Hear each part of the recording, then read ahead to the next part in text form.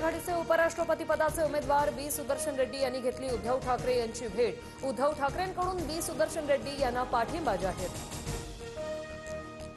गरज असते तेव्हा वापरा आणि गरज संपली की फेकून द्या या पद्धतीलाच नाकारलं पाहिजे। बी सुदर्शन रेड्डींना मतदान करा म्हणून फडणवीसांना फोन करणार उद्धव ठाकरेंचा फडणवीसांना टोला।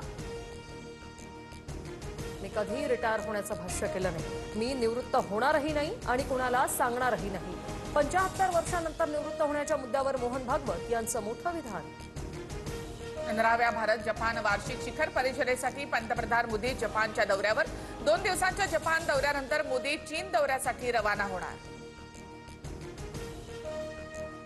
बिहारमध्ये भाजप आणि काँग्रेसमध्ये राडा। मोदींविरोधात आक्षेपार्ह वक्तव्य केल्यानंतर पटनामध्ये भाजप आक्रमक। काँग्रेस आणि भाजप कार्यकर्त्यांची एकमेकांवर दगडफेक। पोलिसांकडून आंदोलकांवर लाठीचार्ज। मोदींच्या स्वर्गीय आईबद्दल आक्षेपार्ह वक्तव्य हे काँग्रेस नेत्यांचं घृणास्पद कृत्य।